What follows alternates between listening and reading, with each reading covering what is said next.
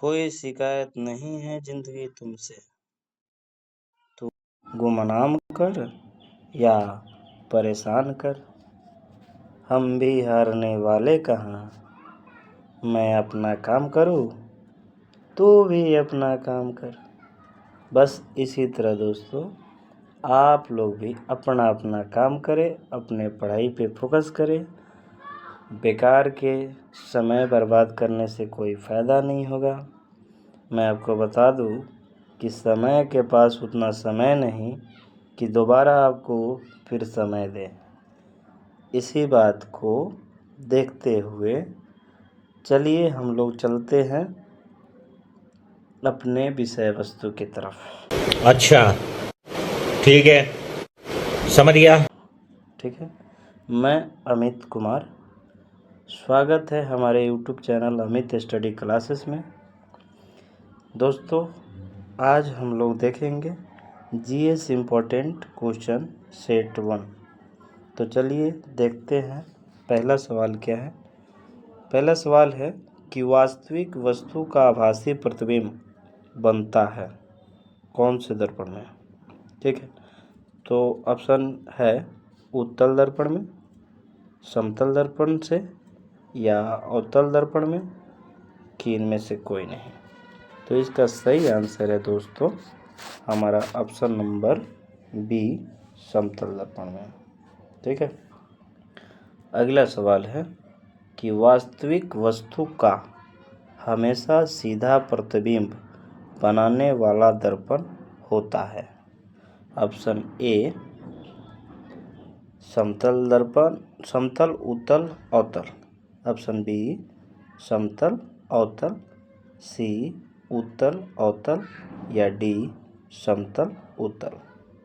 तो इसका सही आंसर है हमारा ऑप्शन नंबर डी, समतल, उत्तल। अगला सवाल है कि वास्तविक प्रतिबिंब की प्रकृति कैसी होती है। ऑप्शन उल्टा, सीधा, सीधा या उल्टा, कि इनमें से कोई नहीं। तो इसका सही आंसर है दोस्तों हमारा ऑप्शन नंबर ए, उल्टा होता है। अगला सवाल है कि वस्तु से छोटा प्रतिबिंब बनाता है। ऑप्शन है उत्तल दर्पण, अवतल दर्पण, समतल दर्पण, या उत्तल और अवतल दोनों। तो इसका सही आंसर है हमारा ऑप्शन नंबर डी, उत्तल दर्पण और अवतल दर्पण। अगला सवाल है कि प्रकाश के परावर्तन के नियम के अनुसार ऑप्शन ए आपतन कोण परावर्तन कोण से बड़ा है, ऑप्शन बी आपतन कोण परावर्तन कोण के बराबर है, ऑप्शन सी आपतन कोण परावर्तन कोण से छोटा है, या ऑप्शन डी सही कथन सत्य है, सभी कथन सत्य है। तो इसका सही आंसर है दोस्तों हमारा ऑप्शन नंबर बी। ठीक है, आपतन कोण परावर्तन कोण के बराबर होता है। ठीक है, अगला सवाल है कि समतल दर्पण द्वारा बना प्रतिबिंब सदा होता है यानी हमेशा होता है। ऑप्शन ए आभासी और उल्टा, बी वास्तविक और सीधा, सी सीधा और आभासी, या डी वास्तविक। तो इसका सही आंसर है हमारा ऑप्शन नंबर सी, सीधा और आभासी। अगला सवाल है कि आँख में प्रवेश करने वाले प्रकाश की मात्रा को नियंत्रित करता है। ऑप्शन ए परितारिका, बी पुतली, सी लेंस, डी पक्षमाभी पेशियाँ। तो इसका सही आंसर है ऑप्शन नंबर ए, परितारिका। ठीक है, अगला सवाल है कि सूर्योदय तथा सूर्यास्त के समय सूर्य का गोल दिखता है। ऑप्शन है गोलाकार, घनाकार, अंडाकार, या चपटा। तो इसका सही आंसर है ऑप्शन नंबर डी, चपटा। अगला सवाल है यदि दर्पण में बना प्रतिबिंब हमेशा सीधा आकार में वस्तु के बराबर है तो दर्पण है, ऑप्शन अवतल दर्पण, उत्तल दर्पण, समतल दर्पण या इनमें से कोई नहीं। तो इसका सही आंसर है ऑप्शन नंबर सी, हमारा समतल दर्पण। अगला सवाल है कि समतल दर्पण के द्वारा बड़ा प्रतिबिंब होता है। ऑप्शन है वास्तविक, काल्पनिक, उल्टा कि इनमें से कोई नहीं।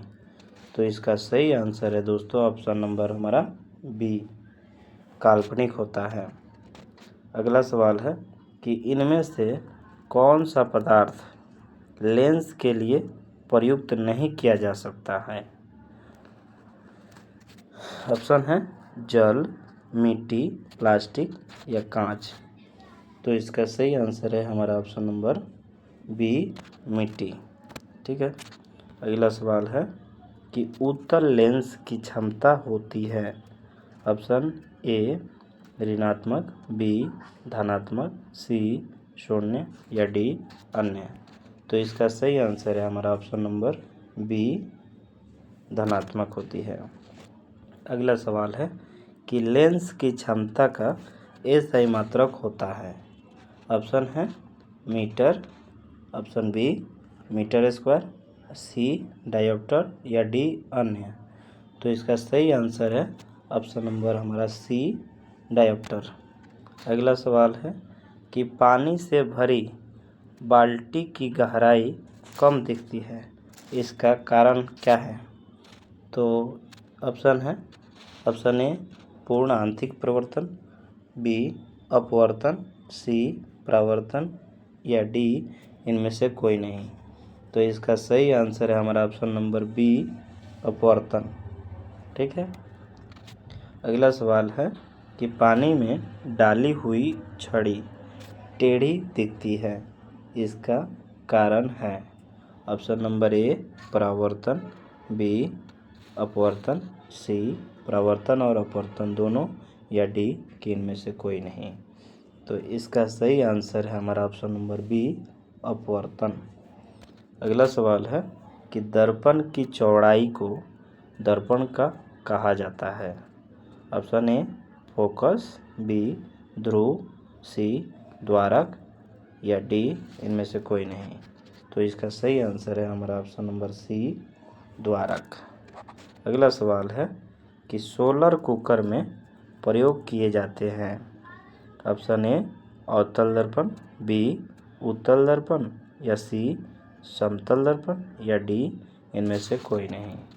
तो इसका सही आंसर है ऑप्शन नंबर ए, अवतल दर्पण। ठीक है। अगला सवाल है कि रोगियों के नाक, कान, गले आदि की जांच के लिए डॉक्टर प्रयोग करते हैं। ऑप्शन है समतल दर्पण, बी उत्तल दर्पण, सी अवतल दर्पण की डी इनमें से कोई नहीं है। तो इसका सही आंसर है हमारा ऑप्शन नंबर सी, अवतल दर्पण। ठीक है। अगला सवाल है कि हीरे का अपवर्तनांक है। ऑप्शन ए 1.77, बी 1.47, सी 1.44 या डी 2.42। तो इसका सही आंसर है दोस्तों हमारा ऑप्शन नंबर डी, 2.42। अगला सवाल है कि मोटर गाड़ी के चालक के सामने लगा रहता है। ऑप्शन ए अवतल दर्पण, बी समतल दर्पण, सी उत्तल दर्पण या डी अन्य। ठीक है। तो इसका सही आंसर है हमारा ऑप्शन नंबर सी, उत्तल दर्पण। अगला है टॉर्च से किस प्रकार के प्रकाश पुंज की प्राप्ति होती है। ऑप्शन ए समांतर प्रकाश पुंज, बी संश्रित प्रकाश पुंज, सी अपसृत प्रकाश पुंज या डी सभी कथन सत्य हैं। तो इसका सही आंसर है ऑप्शन नंबर हमारा बी, संश्रित प्रकाश पुंज। अगला सवाल है कि सामान्य नेत्र की रेटिना पर बनने वाला प्रतिबिंब होता है। तो इसका ऑप्शन है आभासी और सीधा, ऑप्शन बी वास्तविक और सीधा, ऑप्शन सी वास्तविक और उल्टा, ऑप्शन डी आभासी और उल्टा। तो इसका सही आंसर है हमारा ऑप्शन नंबर सी, वास्तविक और उल्टा। ठीक है। अगला सवाल है कि नेत्र लेंस में समायोजन की क्रिया होती है। ऑप्शन है आइरिस द्वारा, बी नेत्र लेंस द्वारा, सी सिलियरी पेशियों द्वारा या डी कॉर्निया द्वारा। तो अब सही आंसर है हमारा ऑप्शन नंबर सी सिलियरी पेशियों द्वारा। अगला सवाल है कि किसी नेत्र का निकट बिंदु है। Option A 2.5 centimetre, option B 25 centimetre, option C 2.5 metre या ऑप्शन डी 3 मीटर। तो इसका सही आंसर है हमारा ऑप्शन नंबर बी 25 सेंटीमीटर। अगला तथा आखिरी सवाल ये है कि आँख की पुतली किस प्रकार कार्य करती है। ऑप्शन ए है परिवर्ती द्वारक की भांति, ऑप्शन बी है दृक् तंत्रिका की भांति, ऑप्शन सी है पुतली की भांति या ऑप्शन डी है अन्य।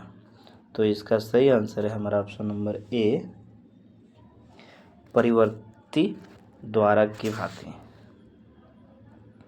ठीक है।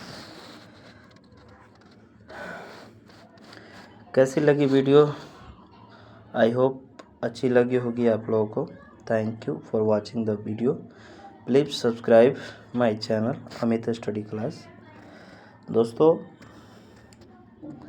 गिरना भी ज़रूरी है, औकात का पता चलता है। बढ़ते हैं जब हाथ उठाने को, तब जाकर अपनों का पता चलता है। जिन्हें गुस्सा आता है अक्सर वो लोग सच्चे होते हैं। मैंने झूठों को दिन रात मुस्कुराते देखा है। सीख रहा हूँ इंसानों को पढ़ने का हुनर। ये सुना है चेहरे पर किताबों से ज़्यादा लिखा होता है। फ़िलहाल अभी हमें चेहरा नहीं पढ़ना है, अभी ज़्यादा से ज़्यादा हो सके तो हमें किताब पढ़नी है, क्योंकि दुनिया में सारे लोग धोखा दे सकते हैं, लेकिन हमारा ये किताब हमें धोखा नहीं देगा। ठीक है। Thank you.